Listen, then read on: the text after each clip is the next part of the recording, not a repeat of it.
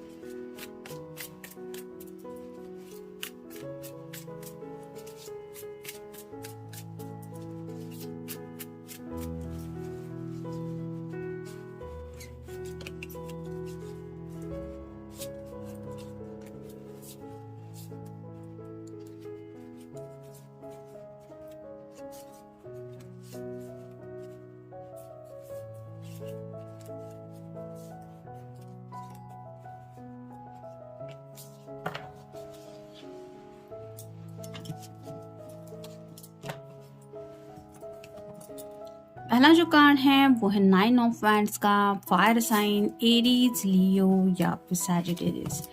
किसी बात को लेके, हालात को लेके थोड़ा सा परेशान है ये पर्सन, यानी कि कुछ ऑब्स्टेकल्स हैं जिंदगी में आगे बढ़ने को लेके।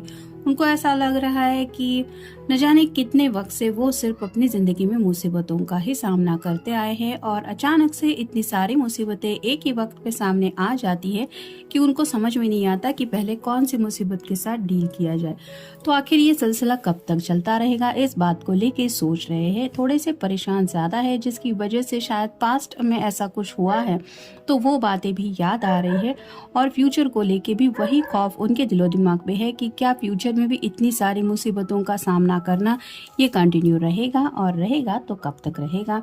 फिर हैं 5 of pentacles, earth sign, Taurus, Virgo या फिर कैप्रिकॉर्न। जैसे यहाँ पे आप देख सकते हैं ये दोनों जो है वो स्लैंडर को लेके बर्फ से अपना रास्ता चूज कर रही है, जबकि यहाँ पे लाइट जली हुई है। अगर कोई इन्हें आवाज़ देके घर के अंदर बुला दे तो इनके हालात थोड़े आसान हो जाएंगे, यानी कि इनका जो सफ़र है वो काफ़ी मुश्किलों भरा है, क्योंकि बर्फ़ भी गिर रही है, ऊपर से रात का भी वक्त है और ये ठंड की वजह से आगे का जो रास्ता है वो तय नहीं कर पा रही ठीक से। उन्हें शायद किसी की हेल्प की ज़रूरत है। तो आपके पर्सन को भी लगता है कि थोड़ा सा अगर उनके फैमिली वाले उनकी हालात में उनको समझने की कोशिश करेंगे तो शायद हालात थोड़े और ज़्यादा अच्छे हो जाएंगे। यहाँ पे थोड़ा सा वर्गो का भी साइन इंडिकेट होता है, तो आपका या उनका साइन हो सकता है। तो घर वालों उनसे कुछ उम्मीदें हैं इस पर्सन की, और क्या घर वाले इनकी बातों को समझेंगे, इसके बारे में सोच रहे हैं।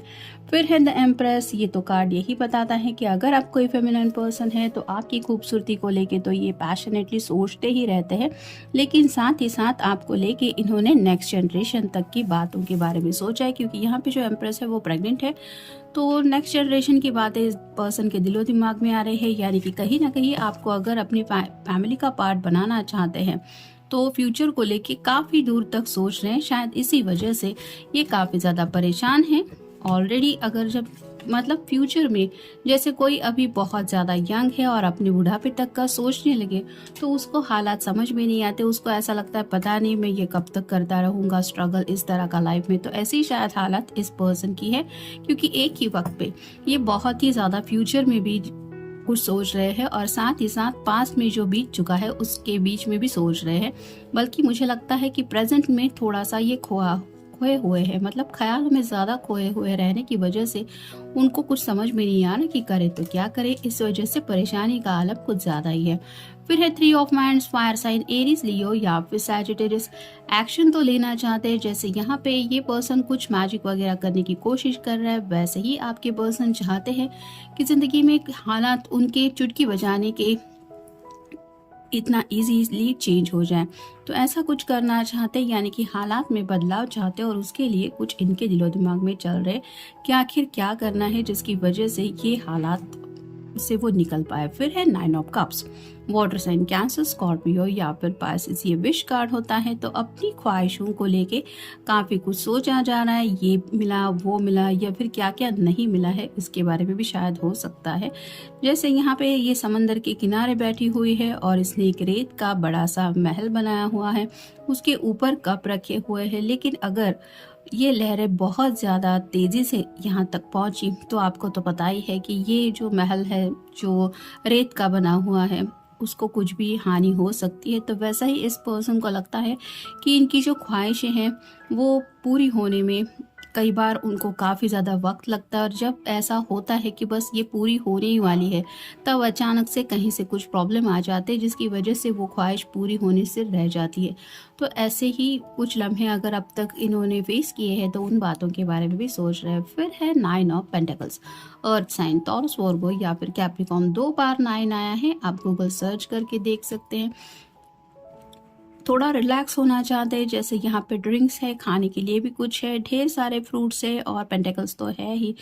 तो फैमिली का सपोर्ट डेफिनेटली ये पर्सन अपनी ज़िंदगी में चाहते हैं, और उनको लगता है कि अगर घर वाले इनकी बात को समझें कि आखिर ये ज़िंदगी में खुश रहने का हक इनको भी है, यानी कि हो सकता है इनकी ख्वाहिश के मुताबिक घर के लोग कुछ अपनी बात नहीं मान रहे हैं, जिसकी वजह से ये पर्सन बहुत ज़्यादा परेशान है। और उनको मेन कारण यही लगता है कि घर वालों का सपोर्ट मिल जाए तो ये आराम से अपनी ज़िंदगी स्पेंड कर सकते हैं या कर सकती है। तो ये कब होगा उसके बारे में भी सोच रहे हैं। और फाइनल कार्ड है 9 of cups, water sign, Cancer, Scorpio या फिर पाइसेस। आपसे अगर काफ़ी वक्त से ये पर्सन मिले नहीं हैं तो आपसे मिलने के आने के बारे में सोच रहे हैं।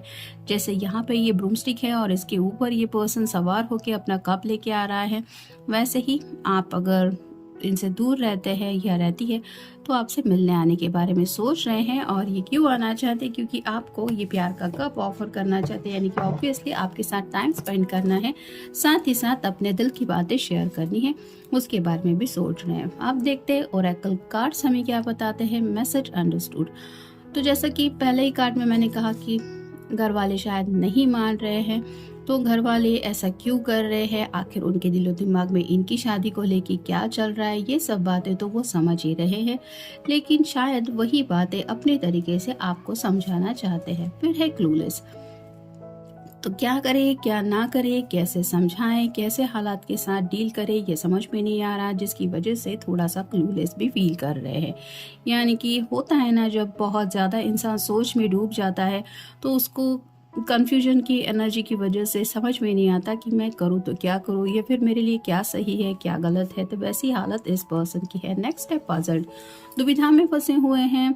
जैसे कोई अगर किसी के सामने एक पजल रख दे और उसको बोल दे कि तुम्हें किसी भी हालत में अपने एक स्पेसिफिक टाइम पीरियड तक इस पजल को सॉल्व करना है, तो उसके दिलो दिमाग पे और भी ज़्यादा बर्डन छा जाता है कि इतने कम समय में मैं ये पजल कैसे सॉल्व करूँगा। तो वैसी हालत इस पर्सन की हो रही है।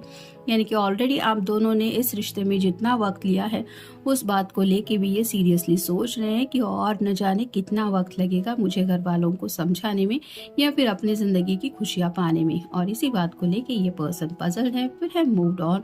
उनको ऐसा लगता है कि उनके बराबर के जो फ्रेंड्स है, या फिर हो सकता है किसी किसी की शादी में भी रिसेंटली ये पर्सन जाके आया है, तो हर कोई उनको लग रहा है कि ज़िंदगी में आगे बढ़ रहा है या फिर अपनी खुशियों के मुताबिक ज़िंदगी जी रहा है।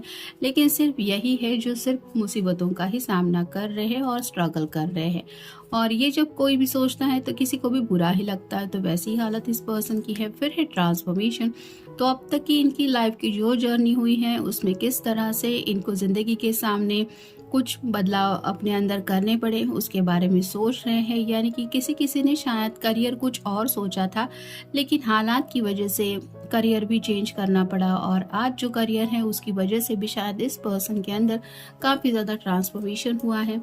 यानी कि ऑब्वियसली जब हम जॉब वगैरह चेंज करते हैं तो ऑटोमेटिकली हमारे नेचर का भी वो थोड़ा सा पार्ट बन जाता है। जैसे मान लीजिए किसी को बिजनेस करना था और उसको 9 to 5 जॉब करना पड़ रहा है, तो उसको वो फ्रीडम नहीं मिलता जो बिजनेस में मिलता है। 9 to 5 जॉब करने में वहाँ पे जो रिस्ट्रिक्शंस होते हैं उनको फॉलो करना पड़ता है, खुद के लिए थोड़ा कम समय मिलता है, अपनी मर्जी के मुताबिक। जैसे बिजनेस में कभी भी हम छुट्टी ले सकते हैं, या फिर कुछ भी जैसे ड्रॉबैक्स भी होते हैं कि अगर 9 टू 5 जॉब में मंथली सैलरी फिक्स मिलती है, लेकिन बिजनेस में वैसा नहीं होता, मंथली इनकम कुछ फिक्स नहीं होती, ऐसे कई सारी बातें होती हैं। तो ऐसे ही कुछ बदलाव उनसे ये पर्सन जा रहे हैं या जा चुके हैं, और ये बदलाव आज उनके अंदर क्यों हुए हैं इसके बारे में भी सोच रहे हैं। नेक्स्ट है नीड टू सेट फ्री।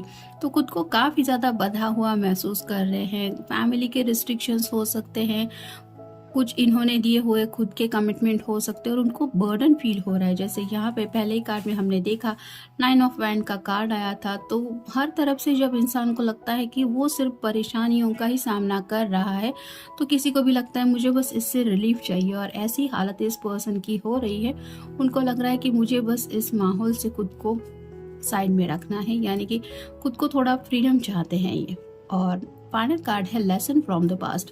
तो पास्ट से कुछ इस पर्सन ने सबक सीखे हैं, यानी कि अब तक की उनकी जो लाइफ की जर्नी है वहाँ पे अगर इन्होंने काफ़ी ज़्यादा स्ट्रगल फेस किया है, कई बार कुछ लोगों के साथ होता है घर वालों का सपोर्ट स्कूल कॉलेज में भी नहीं मिलता, यानी कि पेरेंट्स कुछ बातें समझ के नहीं लेते, वहाँ पे भी स्ट्रगल करना पड़ता है। कुछ लोगों को होता है कि जब कॉलेज वगैरह में जाते हैं तो वहाँ पे जैसे अपने करियर को लेके काफ़ी कुछ दिक्कतें फेस करनी पड़ती है, कोई कोई लव अफेयर कुछ किसी के बन जाते हैं जहाँ पे ब्रेकअप वगैरह हो जाते हैं, कोई कोई किसी को रिजेक्ट कर देता है, अच्छा जॉब नहीं है, अच्छी सैलरी नहीं है इस वजह से। तो ऐसी अगर किसी बातों को लेके इस पर्सन ने कुछ सबक सीखे हैं कि ज़िंदगी में कई बार इनको अपने फैसले बदलने पड़े हैं और ये क्यों हुआ है, तो उन सब बातों के बारे में भी आप कह सकते हैं ये पर्सन रिविजन कर रहे हैं और इसी वजह से शायद परेशान ज़्यादा है, यानी कि अब तक की उनकी जो जर्नी रही है वो शायद स्ट्रगल भरी काफ़ी ज़्यादा रही है, और इसी वजह से उनको लग रहा है कि बस अब मुझे ऐसा कोई चाहिए जो मुझे समझ के लिए।